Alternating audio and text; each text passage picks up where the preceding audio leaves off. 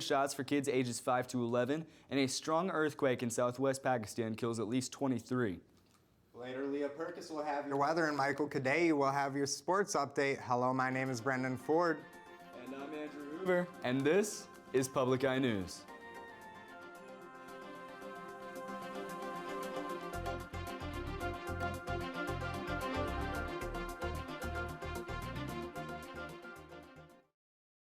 The NMU Native American Student Association, the NASA, has announced the Indigenous Peoples Day events on October 11th. The theme for this year is a day of healing and celebration. This year's events include both a morning ceremony and an evening ceremony. The morning ceremony will occur in the NMU Academic Mall at 10 a.m. with drum songs, speakers, and the unveiling of a new land acknowledgement sign. The evening ceremony will be in 136 Whitman Hall Commons at 6 p.m. with a keynote speaker, panelist discussion, and live music. The evening ceremony will be live streamed via our Facebook page at facebook.com/nmu-n-a-s-a. The Upper Peninsula Sled Dog Association is hosting its annual Dryland Dash this Saturday on October 9th. The race, located in Negaunee Township Park, will start at 10 a.m. The Dryland Dash is sled dog racing without the snow, so each team will be using different equipment than what you would normally see in snowy conditions. The different teams will use bicycles, scooters, wheeled rigs, or run behind the dogs. This year's race will only be 1 mile long instead of the typical 2.2 due to higher than average temperatures. For more information, please check out up200.org. Governor Gretchen Whitmer announced today that her administration will require state contractors on construction projects to pay prevailing wages. Whitmer detailed the new directive during a press conference in Lansing, which brings back a policy GOP lawmakers fought to repeal in 2018 and setting up a potentially contentious legal battle. Opponents of the prevailing wage have already vowed to fight the new policy in court. Union leaders said Thursday that the prevailing wage policy will allow contractors to employ skilled Michigan workers and will require them to pay fair compensation. Andrew Nelson, a 76-year-old man, was found dead in Pittsfield Township in his house, and now 3 are being charged with the death. Police said, quote, "Officers noted numerous dogs and cats in the home, as well as fecal matter throughout the home. The Huron Valley Humane Society was contacted and launched an investigation into the residence regarding animal abuse." End quote. Both the animals and Nelson himself showed signs of neglect through their appearance, leading the Washtenaw County Prosecutor's Office to charge Karen Wibbler Nelson with murder, second-degree adult abuse, animal cruelty, and fourth-degree child abuse. Being charged alongside Karen is Robert Nelson and John Michael Stewart. Human remains in a suitcase in Wisconsin are discovered to have been Rosalie Cindy Chavarria Rodriguez. Investigators identified these remains to be her due to matching clothing and DNA testing. The suitcase holding her remains was discovered during a drug investigation at a farmhouse. Kowalczyk, an investigator in western Wisconsin, states that the suspect was last seen in southern states. The public has still not been informed on who the person of interest is. Also in Wisconsin, state environmental regulators are prepared to spend more than $500,000 a year to provide bottled water to nearly 1,200 households on French Islands due to concerns about contaminated drinking water. The Wisconsin Department of Natural Resources and Department of Health Services have issued a drinking water advisory indefinitely and continue to make bottled water available to as many as 4,300 residents on the island near La Crosse. The concern is over PFAS's contamination from testing or use of firefighting foam containing the chemical at the La Crosse Regional Airport on French Island. The DNR is providing bottled water to 1,162 households with money from the agency's Environmental Repair Fund. And after this break, we will be back with your national and international news. Stay tuned. Coming up on Austin City Limits. You used to tell me that love is a lottery, yeah. You got your numbers and you're betting on me. Can't make you right. There's something on my mind. Yeah, there's something that I should've told you, but you just don't seem to. Saturday night at 11. Welcome back. Pfizer asked the U.S. to allow vaccines for COVID-19 to be administered to children ages 5 to 11. A reduced shot, if approved, could start being rolled out in just a few weeks. Pfizer and their partner BioNTech held studies with 2,268 volunteers and found no serious side effects. Kids are much less likely to develop serious illness or die from the virus, although 528 children have died from COVID-19, according to the American Academy of Pediatrics. Children are also known to be major spreaders of the illness. The FDA will begin debate over the approval this month. Authorities are investigating nearly a dozen tips that Brian Laundrie has been spotted in North Carolina near the Tennessee border. Brian Laundrie is wanted in connection to the homicide of his fiancée, Gabby Petito. The tips included a 911 caller saying he was, quote, 99.99% certain he spoke to Laundrie, end quote, and saw him driving a newer model truck. Authorities across the country have been flooded with tips in recent weeks, supposedly seeing him in states such as Montana, Alabama, Tennessee, and Canada. Laundrie, originally from Florida, has been missing since a warrant for his arrest was issued after Gabby Petito was found dead in Wyoming.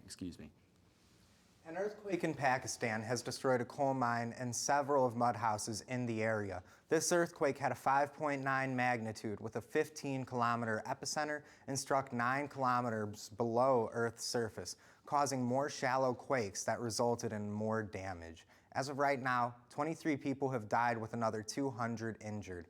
The local deputy commissioner is saying that they are expecting to find more casualties as crews continue to search. African health officials are now optimistic that the first malaria vaccine that is endorsed by the World Health Organization will make dramatic changes to the way the continent will fight the disease. Africa is expecting this vaccine to help combat the disease that kills thousands of the population of people each year. The World Health Organization endorsed the vaccine on Wednesday based on the clinical trials they carried out in Ghana, Kenya, and Malawi. In those countries, 800,000 children have received the vaccine since 2019.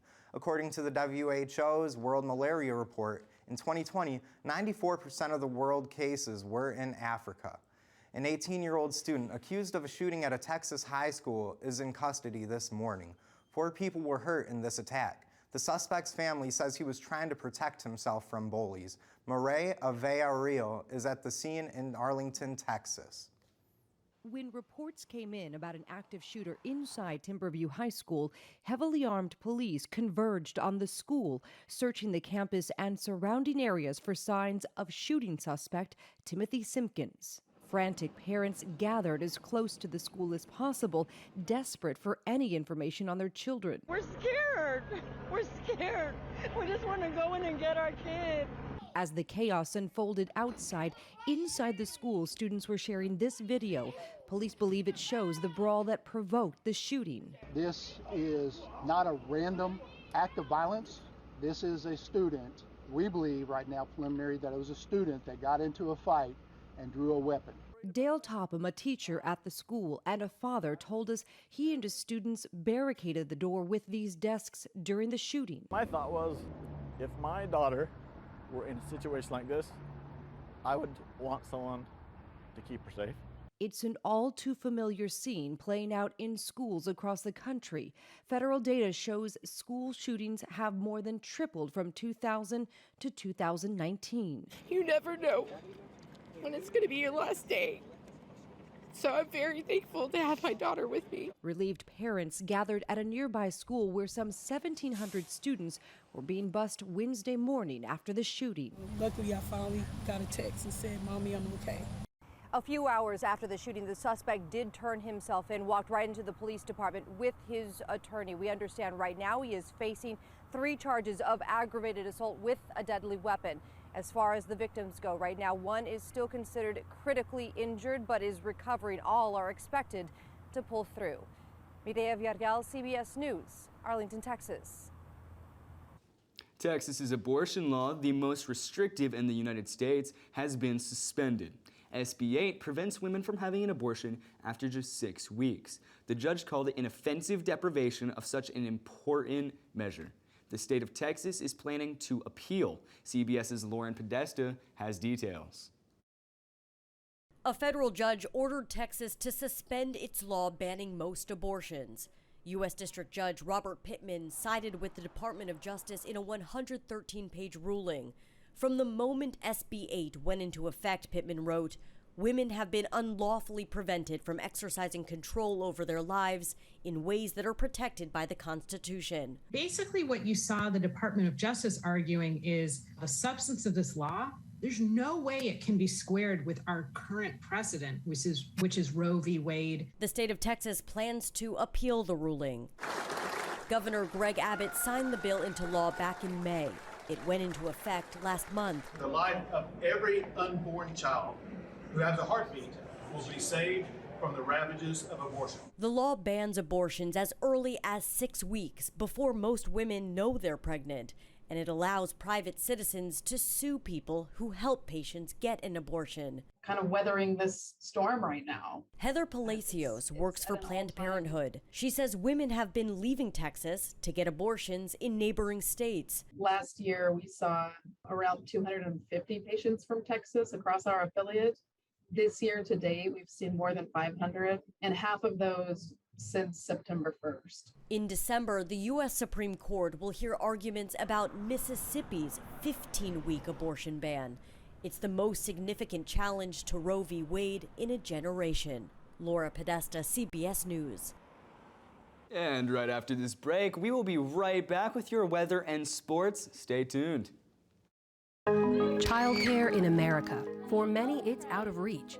I don't know what we're going to do. I can't find daycare. Often scarce and costly. I kept saying to myself, it's got to be a better way. A dilemma that sparked a national debate.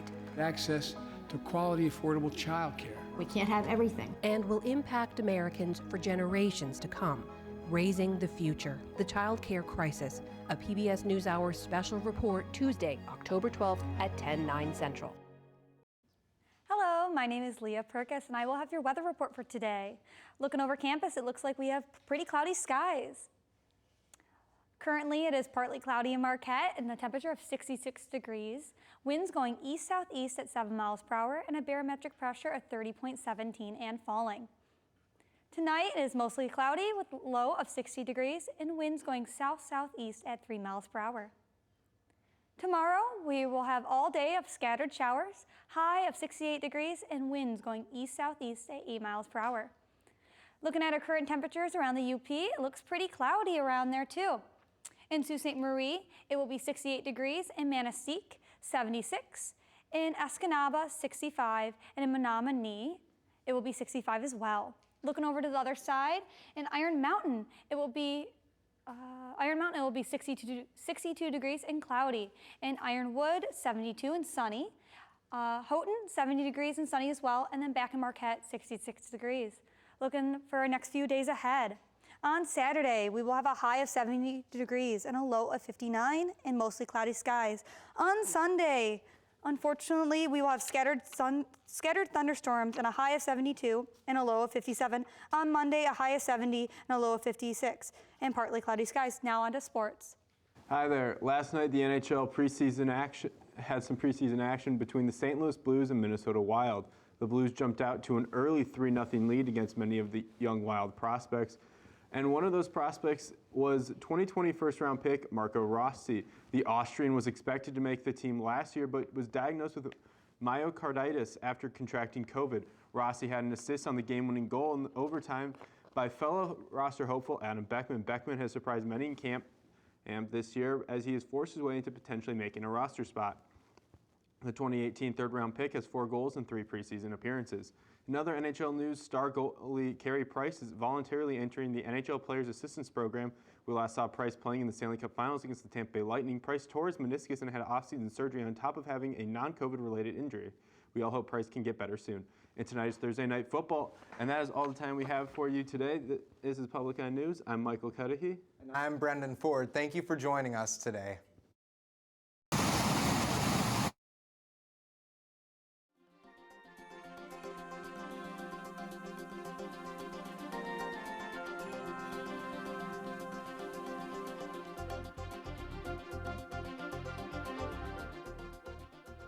The preceding program was produced by WNMU-TV, Northern Michigan University Public Television, in studios located in Elizabeth and Edgar Hardin Hall.